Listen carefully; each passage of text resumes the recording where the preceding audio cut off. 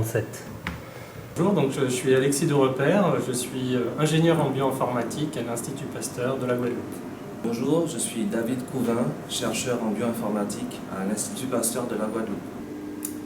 Donc la bioinformatique, c'est une discipline relativement récente qui date des années 90 et qui consiste à analyser et traiter des informations de séquences biologiques.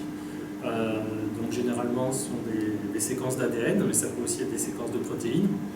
Donc généralement ce sont des données qui sont produites à partir de grands projets de séquençage massif de génomes que les bioinformaticiens doivent traiter, aligner, comparer à des génomes existants pour pouvoir en extraire des informations qui sont utiles pour la communauté scientifique. Donc c'est une discipline qui allie différentes sous-thématiques. Donc ça passe par de l'analyse de séquences, de la mise en place de bases de données, de l'algorithmique, des statistiques, du développement web, donc plein de sous-disciplines qui sont utiles dans la bioinformatique. Dans le contexte du projet Malin, la bioinformatique joue un rôle important dans la compréhension des mécanismes d'évolution des bactéries, des agents pathogènes, en particulier des bactéries de type Klebsiella ou Escherichia coli, qui sont étudiées à l'IPG. Une analyse fréquemment réalisée en bioinformatique est la phylogénie moléculaire, qui permet de comprendre un peu les relations entre les séquences d'ADN, les relations évolutives entre ces séquences. Ici, chez les chats et les chiens, on peut apercevoir des gènes de résistance aux antibiotiques, donc dans ces souches, dans certaines souches plus que d'autres, ainsi que des plasmides spécifiques, donc dans les souches. La résistance aux antibiotiques est un problème de santé publique majeur. Lorsque l'on détecte des gènes de résistance chez les animaux domestiques, comme des chats et des chiens, cela pourrait aider à mieux comprendre et mieux contrôler ces bactéries pathogènes chez l'homme et à trouver des potentielles voies thérapeutiques. Dans le cadre du projet Malin, nous avons eu l'occasion aussi de développer des bases de données spécifiques à des pathogènes comme Mycobacterium tuberculosis, qui est une bactérie donc responsable de la tuberculose chez l'homme.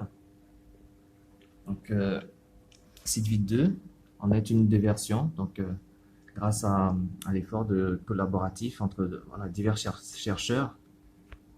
Donc on peut voir aussi que grâce à ces bases de données, on peut potentiellement identifier des profils génétiques donc spécifiques. Par exemple, ici en Guadeloupe, on peut voir en fait des profils donc génétiques, les liens qui peuvent exister entre ces différents profils et de différentes familles de tuberculose. Par exemple, l'AM pour la famille latino-américaine. Alors moi, si j'avais un conseil à donner aux jeunes chercheurs, c'est d'essayer de se former, de participer à des formations en bioinformatique pour essayer de se familiariser avec les lignes de commande et l'utilisation de clusters de calcul pour pouvoir être à l'aise avec la discipline qui est de plus en plus présente, qui est demandée dans beaucoup de travaux de publication. Donc c'est non seulement suivre des formations, mais aussi pratiquer pour ne pas perdre la main sur l'utilisation des outils en ligne de commande et être à l'aise avec ça. Comme tu disais Alexis, c'est très important de se former donc aux différents outils, à la ligne de commande qui est très utilisée pour lancer des pipelines, des programmes informatiques, bioinformatiques. Et je dirais aussi aux jeunes d'être persévérants, de garder le courage et vraiment de rester attentifs aux évolutions de la bioinformatique et aux nouvelles applications, aux nouveaux programmes qui sont mis à jour assez régulièrement. Donc pour conclure, la bioinfo, C'est super fun! donc allez-y, lancez-vous!